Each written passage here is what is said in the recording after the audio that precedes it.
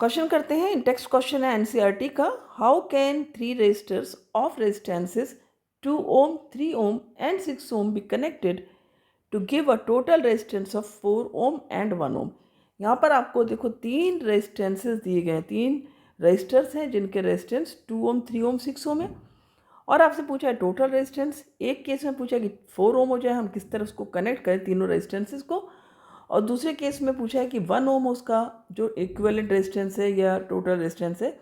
तो इसमें पूछा आपसे कि किस तरह से उनका कनेक्शन होना चाहिए, सीरीज में होना चाहिए कि पैरेलल में। अब देखो, यदि हमने इन तीनों रेजिस्टेंसेस को जो कि 2 ओम 3 ओम 6 ओम है, इनको हम सीरीज़ में कनेक्ट करेंगे तो जो हमारा रिजल्टेंट बनेगा वो 6 से भी बड़ा बनेगा, क्योंकि सीरीज़ कॉम्बिनेशन का एक नियम है कि जब उनका एडिशन करोगे आप, ठीक है, तो वो रिजल्टेंट जो बनेगा, क्योंकि उसमें डायरेक्ट एडिशन होता है R1 plus R2 plus R3, तो यहाँ पर जब आप ऐड करोगे तो ऑब्वियस सी बात है कि जो सबसे बड़ा रेजिस्टेंस है 6 ओम, उससे भी बड़ा आएगा आपका आंसर। तो ये 4 ओम के लिए आपका तीनों रेजिस्टर्स सीरीज़ में नहीं हो सकते। पैरेलल कॉम्बिनेशन में यदि हम तीनों जोड़ते हैं तो हमारा सबसे छोटा रेजिस्टेंस है यानी कि 2 ओम, उससे भी कम आंसर आना चाहिए। तो ये हमारा बी केस में तो सही है 1 ओम, तो इस केस में तो हमें लगता है कि तीनों हम पैरेलल जोड़ेंगे हमारा आंसर आ जाएगा। लेकिन जो एक केस है उसमें क्या है, हमें इनमें देखना होगा, हमें 2 कोई पैरेलल जोड़ने पड़ेंगे और एक कोई सीरीज़ में, क्योंकि जो 2 पैरेलल जोड़ेंगे उनका वो सीरीज़ कॉम्बिनेशन के साथ में ऐड हो जाएगा। तो यहाँ पर सबसे पहले मैं शुरू करती हूँ फर्स्ट केस।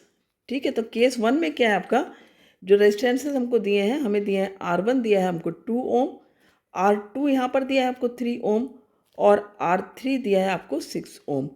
ठीक है, तो हम कैसे इसको जोड़े रेजिस्टेंसेस को, तो सबसे पहले क्या करूँगी मैं, यहाँ पर एक सीरीज़ में कर दिया और यहाँ पर हमने 2 पैरेलल में कर दिए। ठीक है, कुछ इस तरह से आपका सर्किट बनना है। तो यहाँ पर यदि मैं कहूँ 2 ओम वाला रेजिस्टेंस है जो कि R1 है, यहाँ पर हमने 3 ओम ले लिया जो कि R2 है, और यहाँ पर हमारा 6 ओम है जो कि R3 है। ठीक है, तो हमारे पास ये तीनों रेजिस्टेंस हम इस तरह जोड़े हैं। मैंने यहाँ पर देखो, आप खुद भी लॉजिक लगा करके ले सकते हो या फिर हिट एंड ट्राई मेथड से कर सकते हो। यदि आपको बिल्कुल अंदाज नहीं आ रहा है तो आप करके देख लो, यहाँ पे 3 रख के देख लो, एक बार 6 रख के देख लो, एक बार 2 रख के देख लिया, जिसमें भी आपका आता है। अदरवाइज़ यहाँ पर 3 और 6 ओम है, बहुत क्लियर है। इसका आंसर जब मैं पैरेलल में ऐड करूँगी तो 2 आ जाएगा। ठीक है, तो शुरू करते हैं इसको। 1/R P लिख देती हूँ क्योंकि यहाँ पैरेलल कॉम्बिनेशन का पहले मैं करने जा रही हूँ। तो यहाँ पर 1/R2, क्योंकि हमने R2 3 ओम लिया हुआ है, और 1/R3 जो कि 6 ओम है। तो यहाँ पर हमने लिखा 1/3 प्लस 1/6। एलसीएम आ गया आपका 6, 3 2 ज़ा 6 और 2 1 ज़ा 2, 6 1 ज़ा और 1 1 ज़ा 1। तो यहाँ पर हमारा आ जाता है 3/6, और RP की वैल्यू, ये हमारी वैल्यू आई थी 1/RP की। ठीक है, तो RP की वैल्यू क्या आ गई 6/3 यानी कि 2 ओम। तो RP जो हमारा आया वो आ गया हमारा 2 ओम, यानी कि जो हमारा ये वाला रिजल्टेंट रेजिस्टेंस है इन दोनों का, ये 2 ओम हो गया। अब यदि मैं इन दोनों को देखूँ, यहाँ 2 ओम हो गया, तो ये एक तरह से क्या हो गया, ये इस वाले के R1 के साथ में सीरीज में हो गया। तो इसके आगे हम क्या करेंगे, अभी हमारा ए वाला ही पार्ट कंटिन्यूड है, तो हमने क्या किया, यहाँ पर RS निकालेंगे, जो हमारा टोटल रेजिस्टेंस आएगा वो हमारा आ जाएगा R1, और प्लस अब हम RP यहाँ पर ले लेंगे क्योंकि हमारा ये सीरीज़ में आ गया है। ठीक है, तो ये भी 2 है, ये भी 2 है, तो RS हमारा आ गया 4 ओम। तो ये हमारा ए केस का आंसर आ गया। यानी कि हमने किस तरह से कनेक्शन करना है, हमने 2 ओम वाले को सीरीज़ में कनेक्ट करना है और 3 और 6 को पैरेलल में कॉम्बिनेशन में कनेक्ट करना है, तो हमारा रिजल्टेंट 4 ओम बन जाता है। क्लियर।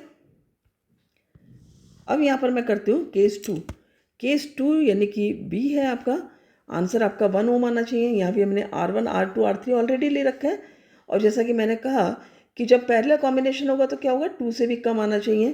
तो उस केस में सिर्फ पैरेलल कॉम्बिनेशन चलेगा क्योंकि आंसर ऑलरेडी 1 है। तो RP is equal to 1/R1 plus 1/R2 plus 1/R3 हो जाता है 1/2 प्लस 1/3 प्लस 1/6। एलसीएम ले लिया आपने 6, 2 3 ज़ा 6, 3 1 ज़ा 3, 2 3 2 ज़ा 6, 2 1 ज़ा 2 और 6 1 ज़ा 6, 1 1 ज़ा 1। तो 1/RP की जो वैल्यू आई आपकी 32516/6 आ गई। इसका रेसिप्रोकल भी 6/6 ही रह जाएगा, यानी कि आपका आंसर आ जाता है 1। तो आर पी आ गया आपका 1 ओम, जो कि आपको चाहिए था।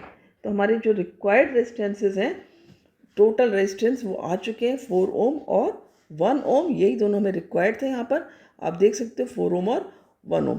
तो इस तरह से ये क्वेश्चंस आप बहुत आसानी से कर सकते हो। जब भी इस तरह क्वेश्चन होंगे आप हिट एंड ट्राई मेथड से भी कर सकते हो, और थोड़ा सा ये एक आइडिया आपको होना चाहिए कि किस केस में आपका जो टोटल रेजिस्टेंस है वो इक्विवेलेंट रेजिस्टेंस से बड़ा होगा या छोटा होगा, फिर उसके बाद आप इस तरह से कर लेना। तो आई होप बहुत अच्छे से समझा आपने। थैंक यू, मिलते हैं नेक्स्ट वीडियो में।